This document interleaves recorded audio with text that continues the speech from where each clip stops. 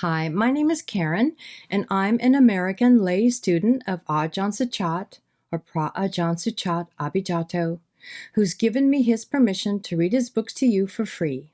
Ajahn Suchart's books and talks are always free. Any ads you may see or hear in this recording are put there by Google for its own revenue in exchange for letting us use their platform for free. Please forgive me for any mispronunciations of names or words and for any background noises, as I'm just making these recordings in my apartment with an unruly dog, noisy neighbors, and noisy streets sometimes. We're continuing reading Against the Defilements by Ajahn Suchart in this series, and this is the fifth recording. There will be 12 total to complete reading this book, and we are resuming today on page 98. It is very important that you keep practicing as much as you can. You may carry on giving and keeping the precepts. It is easy to give. It can be anything, such as food and so on. You can even donate money. And you normally keep your precepts anyway, whether it is the 5 precepts or the 8 precepts. But what you have to keep doing constantly is to cultivate or develop your mind through practice, bhavana. It doesn't mean that you have to be in your room or at a monastery in order to practice. You can, in fact, practice whenever and wherever. To cultivate your mind through practice is to maintain your mindfulness. If you're being aware of your body posture and mind, then that is considered practicing. You need to be aware of yourself, your body, and mind. Don't get distracted by unnecessary things. But if you have to think about something else, then just figure it out.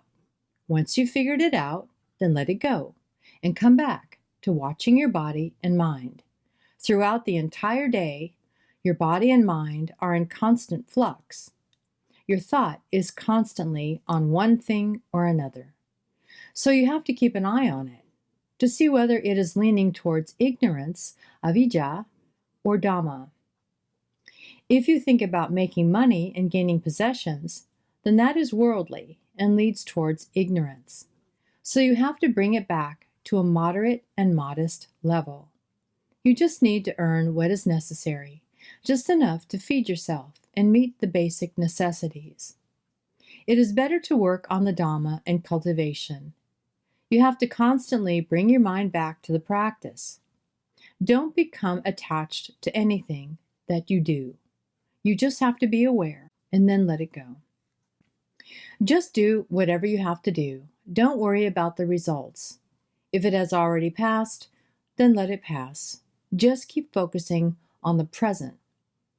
When you manage to practice, then you'll be able to keep your precepts. You might not reap the full result because your mind is still attached to money and wealth. You are still possessive, stingy, and selfish. You won't be able to make much progress. You won't want to get ordained because you still care about your money and assets.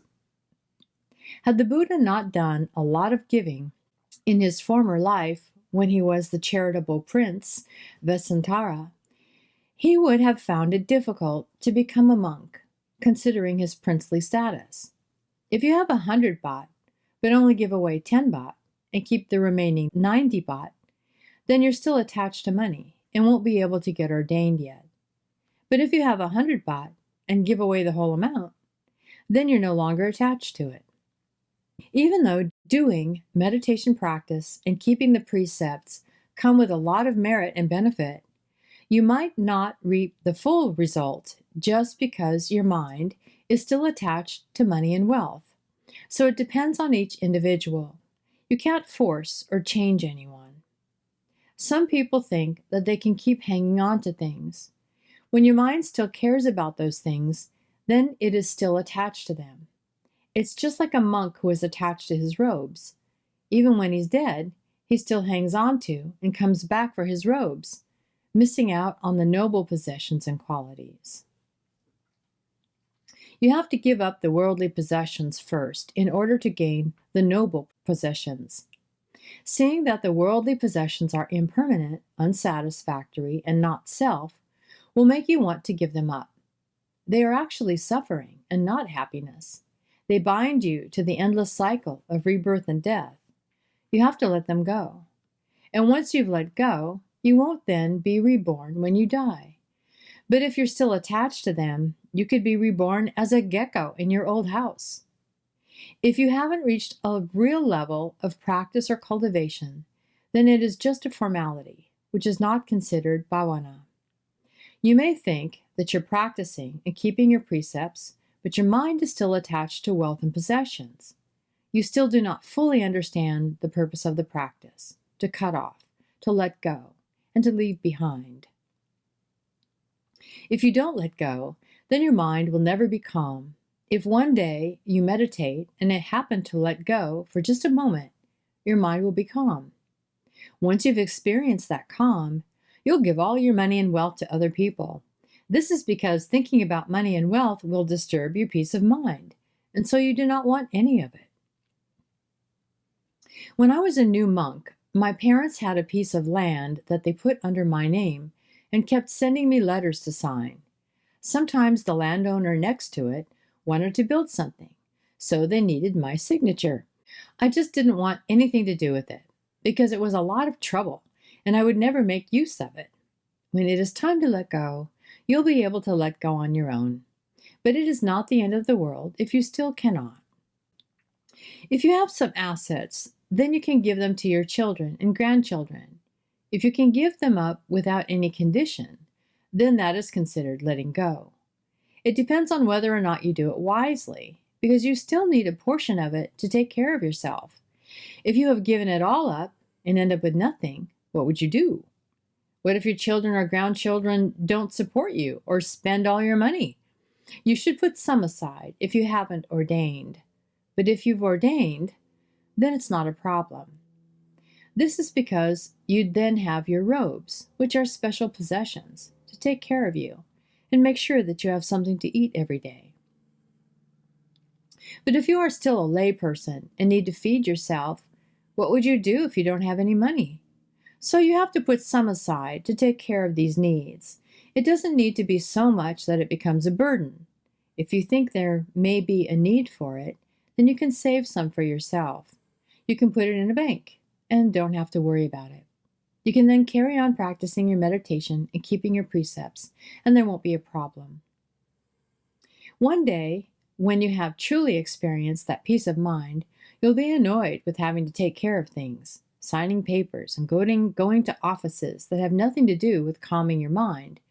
You want to sell or give them to someone else because you no longer have any need for them.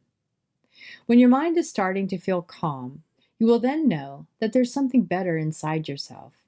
It will be the only thing that you want, which is to calm your mind. When you reach that point, you'll give no matter how much money and wealth you have to others. I'm scrolling to the next section, resuming on page 104. It doesn't matter if you're a man or a woman. It has to do with the mind, citta. Both men and women have defilements, kilesas.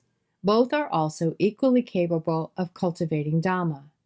It might be a bit less convenient for women in terms of places to practice, but there are places of certain respectable teachers for meditation practice. Take Mai Chi Kiao, for example. She still managed to become enlightened. It all comes down to your citta.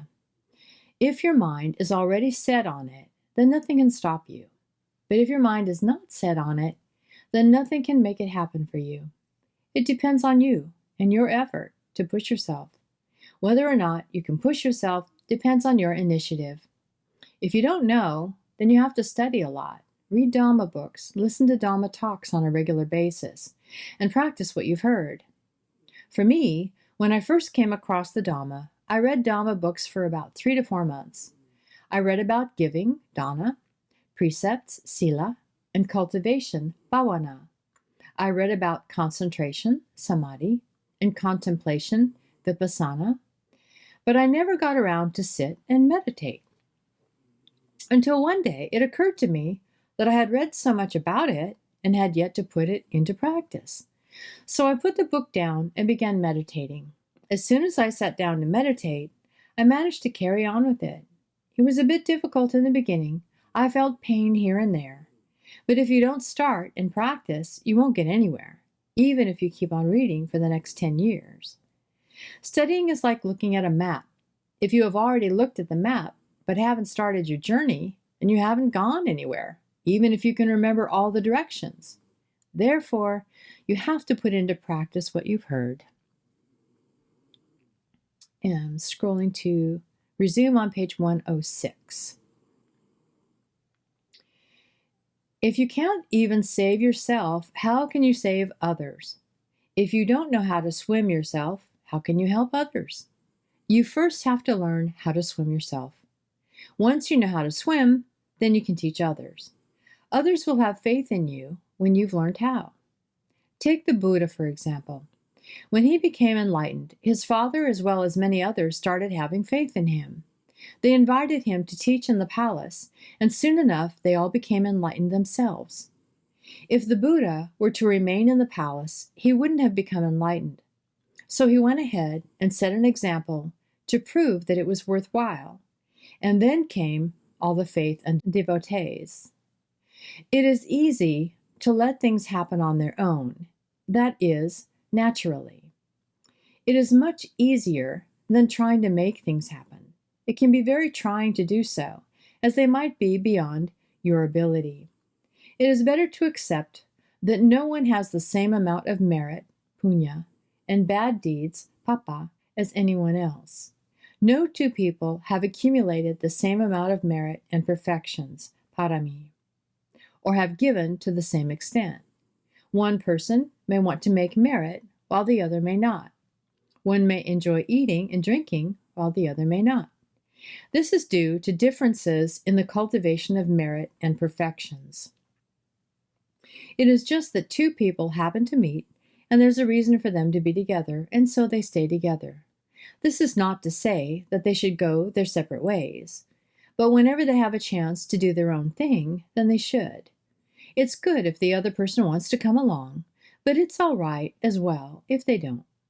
They have to do it themselves in the end anyway. You can't eat for them. They have to feed themselves, and so do you. When you're eating, and if they don't feel like it, can you force them to? There's nothing you can do. It is the same with meditation practice. It is something that each individual has to do on their own. No one can do it for anyone else. But you can set an example so that it motivates and encourages others. For example, if you happen to be with someone who is very determined, then their determination will also rub off on you. Like I've told you before, I thought that I was already very determined when I was living and practicing on my own. But when I was living with others who were even more determined, I realized that I was still not that committed, which made me even more persistent. But if you happen to be with someone who is less determined, they would pull you down. The Buddha said, quote, "Choose your company wisely.